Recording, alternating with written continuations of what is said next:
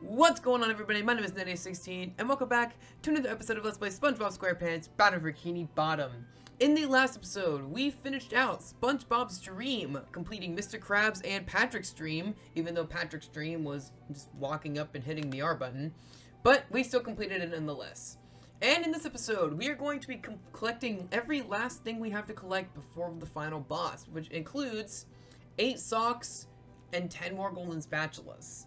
There's 80 socks total. I don't think I ever mentioned that, but just so you know, that's how many there are. So, we're going to be going back through every world in the game till far, checking out every last thing there is to see, and collecting every last sock we have not gotten yet. And I think I might actually have my recording stuff set up properly this time. There probably won't be there hopefully shouldn't be an audio echo. I think the audio might actually be mixed properly this time.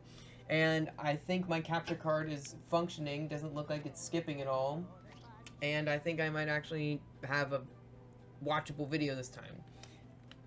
And this video is probably going to be the most boring video to watch because we're literally just going back through every single area and collecting all the socks we haven't gotten yet. Yep, that's today's game plan. Today we're going to be going back through every single level and collecting every sock that we've missed.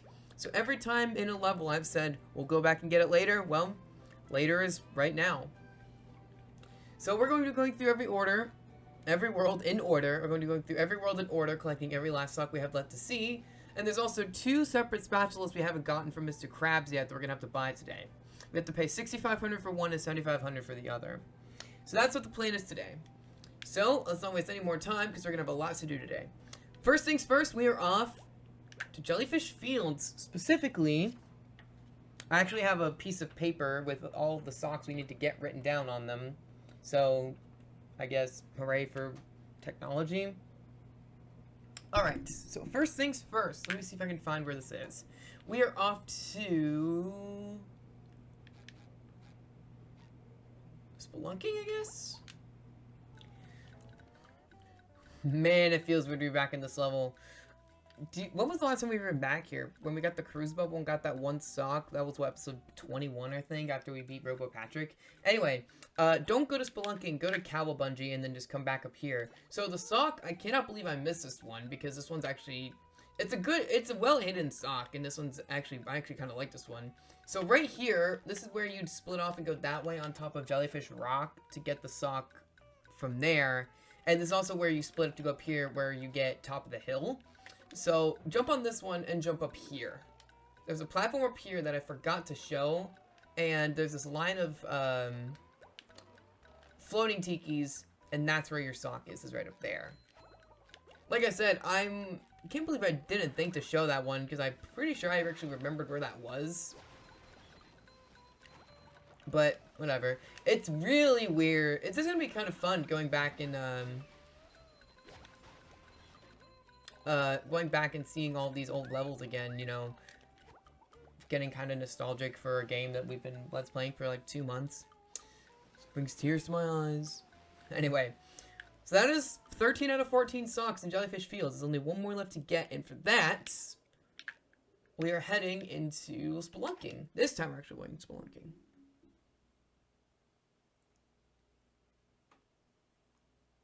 I'm pretty sure I actually pointed this one out when we went through here originally in the beginning of this Let's Play, but right around this area where you learn to stack the throw fruits on top of each other, and the second one where you have to throw that one on top, you have to throw the one on top of the other one that's already there. Jump up here to this ledge where there's the 2 of them you have to throw on top of each other. Behind it, there's a ledge with the sock on it. That's where you want to go. Like I said, I actually pointed that one out in this in the Let's Play originally. So yeah. And that is Jellyfish Fields complete. We will never have to return back to Jellyfish Fields again. Unless we have to go here for some reason. I don't know why we would, but yeah. Next up, we are off to Goo Lagoon. I actually know where this one is. So Goo Lagoon, we are heading into the sea caves for this one. This was actually really easy. I can't believe I forgot about that. Can't believe I forgot about this one. So the very first buoy in the Goo Lagoon Sea Caves, turn around and the sock is right under this ledge. I remembered the one at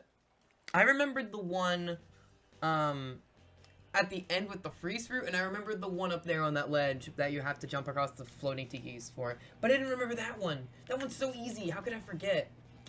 Alright. I'm just gonna go through and tell a quick story. I want to point out the fact that I did actually look up where these tikis were, or where these socks were. And the reason is because I didn't want to forget, and I didn't want to be searching for them for like hours on end. Because I don't want to be here all night. I don't think there's anything wrong with looking stuff up in games, especially if you're stuck. And I've 100% of this game before. I've gotten all the stuff in this game before, so I don't think there's really anything wrong with looking stuff up in games. And I wrote everything down, like I said. And I don't think if you're doing a Let's Play, I don't think there's anything wrong with having notes beside you to look at. Especially with a game like this, there's a lot of stuff to collect and a lot of areas to remember. You can get confused sometimes, so I don't think there's anything wrong with looking something up if you're stuck, or writing stuff down so you can know where it is later. But I just want to point out, I looked at an IGN article, because information on this game is really, really scarce, and I looked at an IGN article in order to find out where all the socks were. The IGN article I looked at did not have Goo Lagoon listed on the article. It had every other world in the game, but not Goo Lagoon, which I found really weird. So I had to go to a different article from Push Square, and they told me where Goo Lagoon was. But the IGN article was better because the IGN article included pictures, and the Push Start article did not include pictures. So truly the disastrous life of a Battle for Bikini Bottom Let's Player.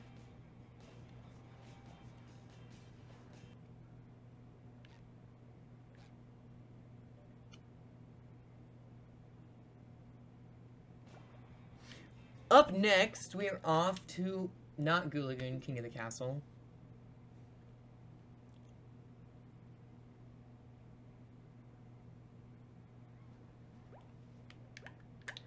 As I was saying, up next, we are off to top of the entrance area in the Murmelair. Man, of all the worlds in this game, this is probably the weirdest one it feels to be back in. Probably just because this world is probably the most forgettable world in this game. And it really sucks, too, because I really like this level, but I think it's the least interesting of all the levels. Because every other level has something to say, like something unique about it. Well, if it's not this... Well, no, Downtown Bikini Bottom plays Sandy for the first time. Because, like, every other level has something unique.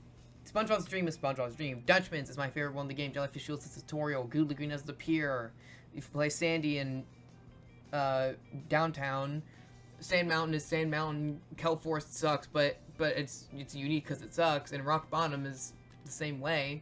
So I think in terms of pure design, I think this level was probably the least unique of all the levels. And I think that partially has to do with Prawn, just because I talked about Prawn when we did that episode. I don't need to talk about it anymore. Anyway, now that I'm complaining about this game, so essentially what we want to do is we want to come right here. This is after the ARF that we just defeated. And we want to spin this all the way, as far as it can go. Is that where it is? No, it's over there. You can probably see it there in the back. We need to spin this as far as it can go. There we go. And then come up here. And then down there, there's the sock. You don't see that from... That's kind of weird. I wonder if you're supposed to know about them beforehand. If I would have remembered all of these before I did all these levels, we definitely would have gotten them when we were doing the levels the first time. But straight up, I just forgot, and I was like, oh, I'll remember them as I go. And I didn't, because it's been like 2 years since I'm 100% in this game. Alright. Next up, oh boy. We're off to Sand Mountain. We are off to Bubble Buddy's time.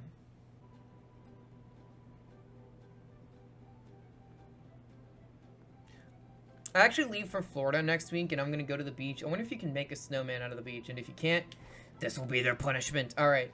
The last sock we have to get in Sand Mountain is the 8 snowmen on Flounder Hill. I'm gonna try my best to remember where these are. I think I know where they all are. So I'm just gonna cut around to all of them. I'm just gonna cut to me getting all of them.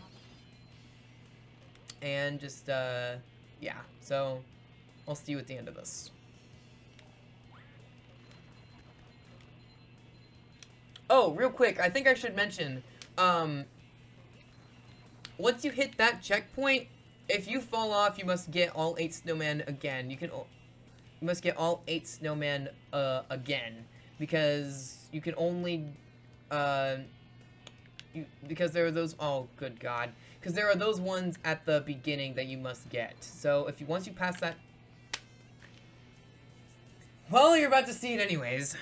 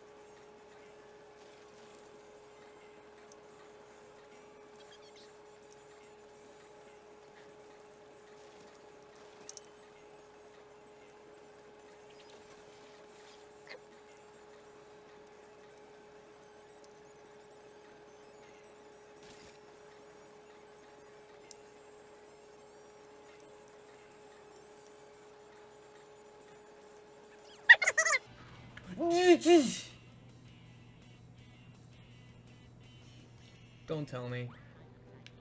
Don't tell me. Oh my God, thank God. Okay, if you collect all the Sandmen, it doesn't matter if you die, you still get the sock. Holy crap.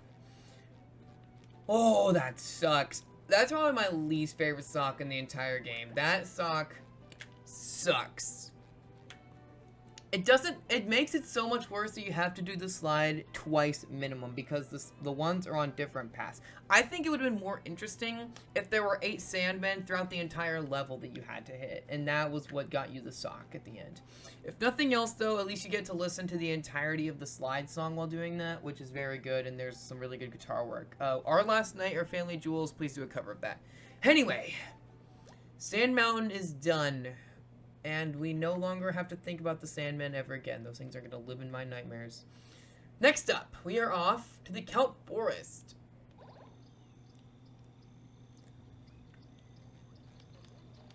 I was hoping I'd never have to come back here. Luckily, I'm pretty sure I remember this one is. Yep, okay, it's right here. Oh gosh. Alright, so essentially what we have to do... Alright, well, hold on. So, there's these stairs of tikis right here. We have to jump on this. Jump on you, jump on you, jump on you. Oh, I think I saw it up there.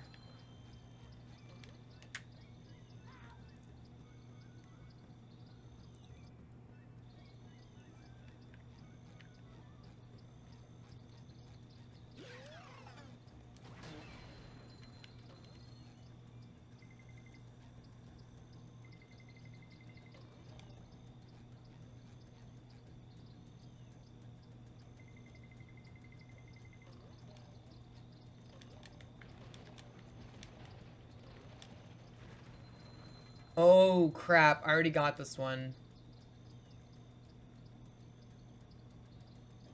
Well, this is awkward.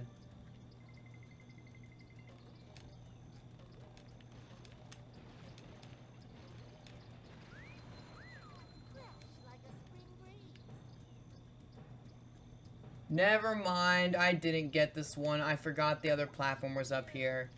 Okay, that is where it was, so I had gotten all the other ones. Okay, go up those. You'll see the graphic on screen, but go up those steps of Thunder Tikis from this platform, and then jump to this spring leaf, and then jump up to this vine up there.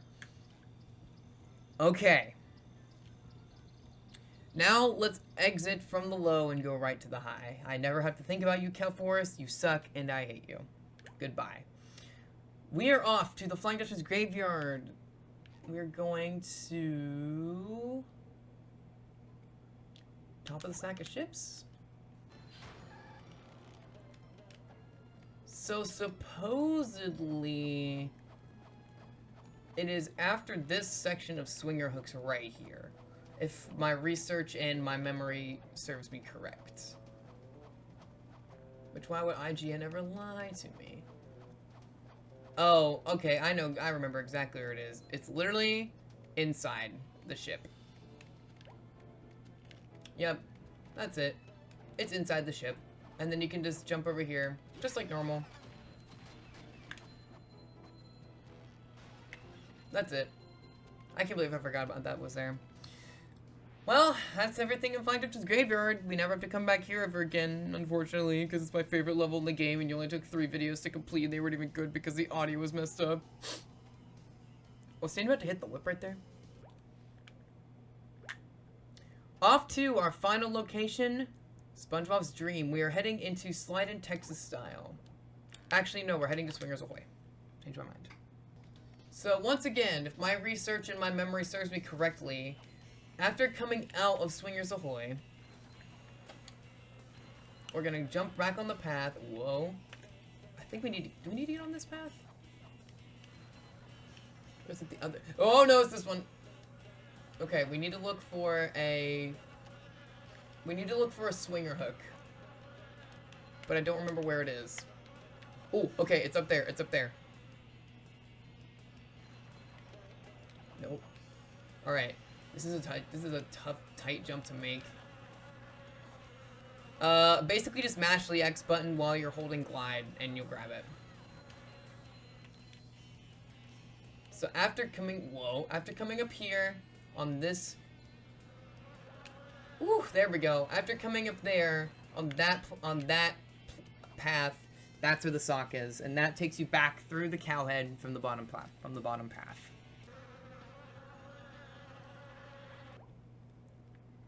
$80 socks.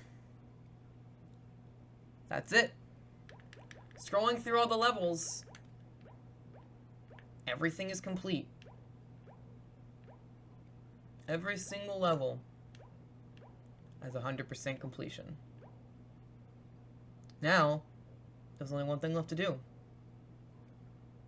Let's return their socks to their rightful owner.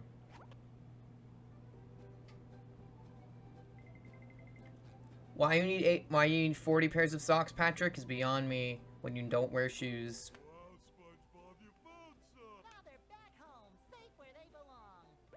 Here's your golden back scratcher. Spatula.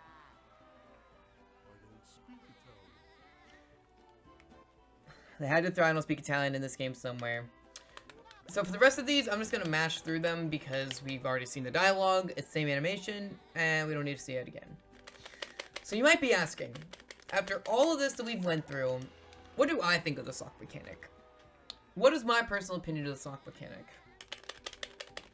In my personal opinion, I'm indifferent. I think on one hand, I think it's fine. I like the sock mechanic in the sense that games like this need to have a second collectible like this to pad out the runtime and to make the game longer and to encourage exploration. And I think this game does encourage exploration really well, because there's a lot of areas you wouldn't think to explore to. And this game, getting all the socks actually teaches you some techniques and some tricks you might not have thought of otherwise. And it might teach you new things about the game. However, there are some socks that are locked behind very stupid things, and that should not be things that you need to do. The Sandman in Sand Mountain is the worst example of this, but having 3 socks in Sandy's Dream is a little insane. having socks just randomly in locations that don't really make a lot of sense. Hitting everything in the Krusty Krab is a dumb mechanic. Hitting everything in Shady Shoals isn't great. Just random arbitrary objectives like that to get one collectible out of so many in this game.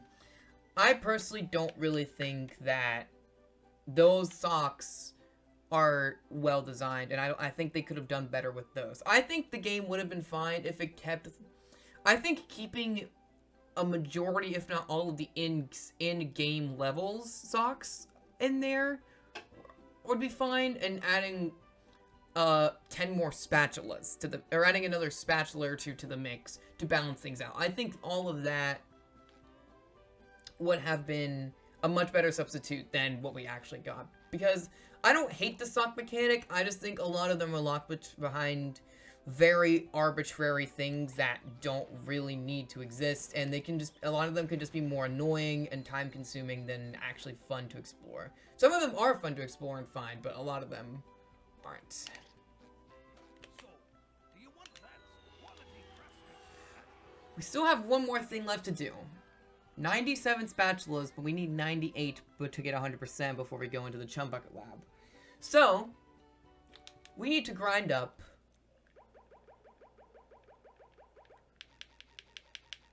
to 7,500 shiny objects. So, for the rest of this video, I'm going to be showing you the best places in the game to grind for shiny objects. Once I destroy these stone tikis. There we go. Let's start pretty simply.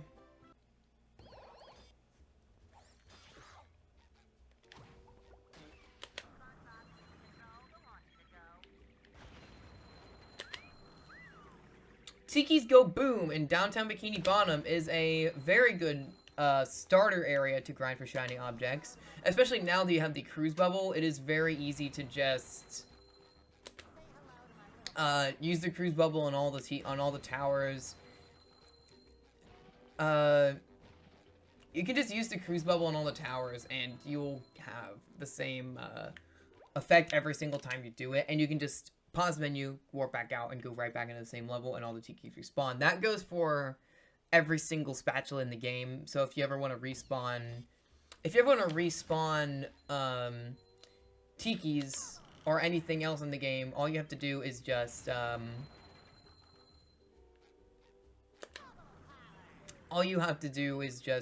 warp out and respawn all the tikis. That didn't make a lot of sense, but you get what I'm trying to say. I think Tiki's Go Boom is probably the best early game area to grind for shiny objects. You get about 180 shiny objects every time you destroy one of these towers, so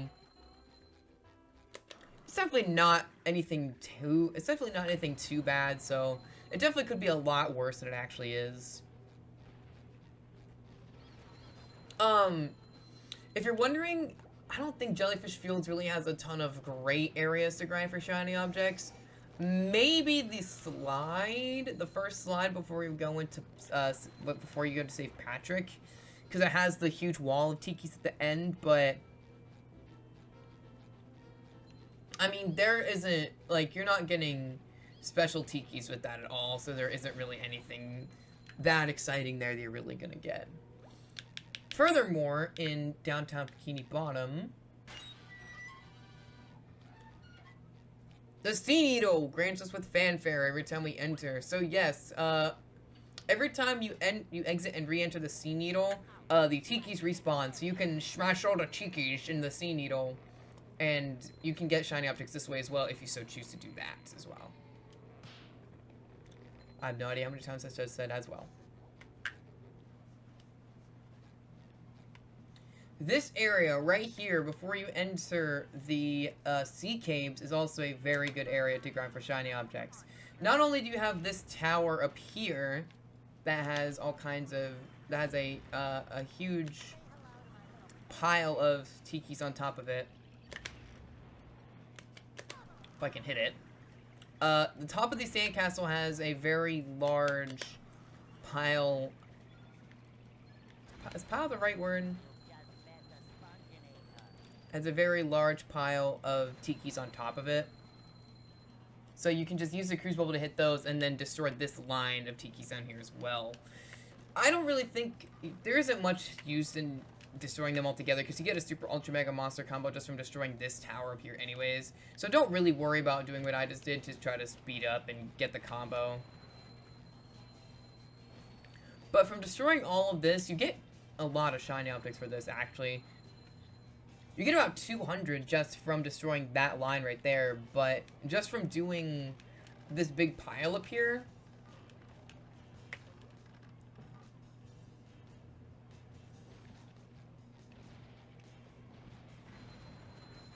Just met the Spongebob. you get about 600 just from doing that pile. So I think this is probably the best area to grind for shiny objects if you need to do it quickly. Of course, you can also go and play skee ball at the pier if you really want to, but you're not really going to get that much out of it. You can also play Whack-A-Tiki, I guess, but that's not really that helpful either. So if you're going to grind for shiny object in Goo Lagoon, this area right here is the best way to do it.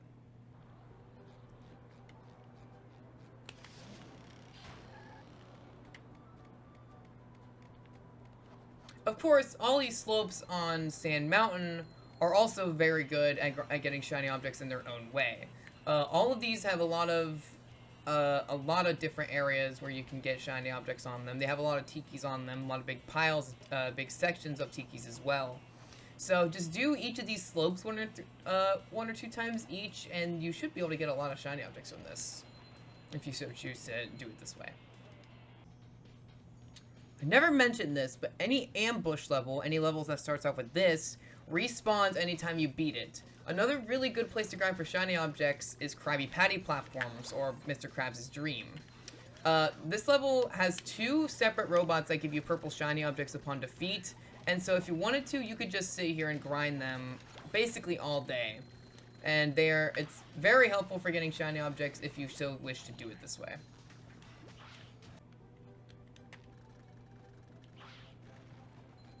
If you want any other simpler areas, any other slide in the game is a pretty decent area because those often have a lot of tikis on them. So Sandy's Dream with the Kelp Vine slide, for instance. The Hub World Bikini Bottom has a lot of different areas where there are various, has a lot of different areas where there are tikis to get. So you could always do that if you wish. And it's easy to respawn because all you have to do is enter a building and exit. And there's also 2 different ambush levels in Bikini Bottom as well. There is Sandy's Tree Dome and the Krusty Krab. And as long as you select the specific mission, the ambush will respawn. And that goes for the lighthouse as well. Oh, maybe that does not count for... Oh, because these are Hub World levels. Never mind. Don't listen to me. These do not work in Bikini Bottom. You cannot replay the ambush of the Tree Dome or Infestation of the Krusty Krab. However, ambush in the lighthouse should definitely still respawn. Yes, it does. Okay.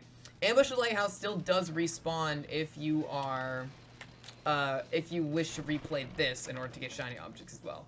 So there are plenty of areas for you to grind up shiny objects if you need to. You don't need that many, well, yeah, you do. I plan on eventually, probably in the bonus video, tallying up how many shiny objects you need to beat this game. I guarantee you it's a lot. I've just never checked. I've never tried to add up how many you actually need. Maybe I'll watch a speedrun and they'll explain it in like a GDQ or something. Well, the one that was a GDQ was like 4 years old. It's not the modern run. It's not the good route anymore. So maybe I won't do that. Never mind. But if you go all the way to the end of the... If you go all the way to the end of the lighthouse...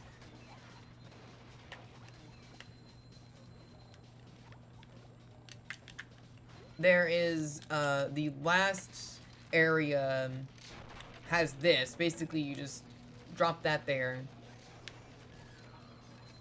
I just totally screwed that up. You get the idea. And that is basically every location in Battle for Bikini Bottom where you can grind for shiny objects.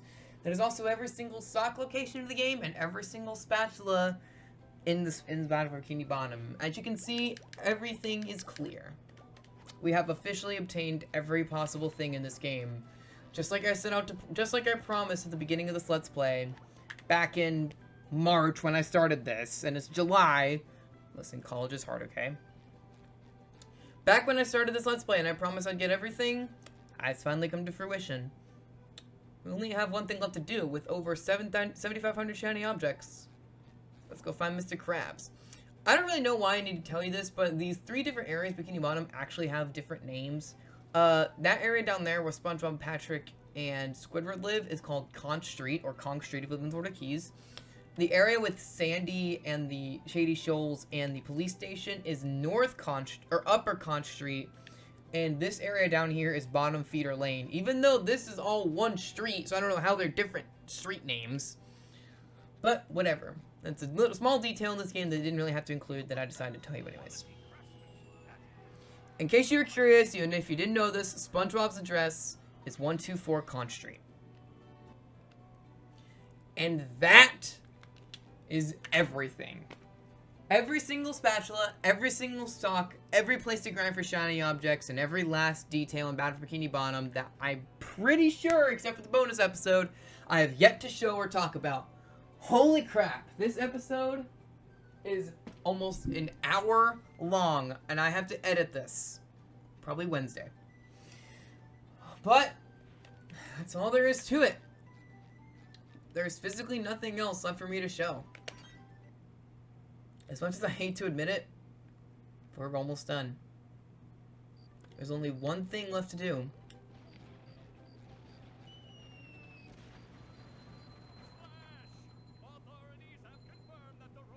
Did we already see this?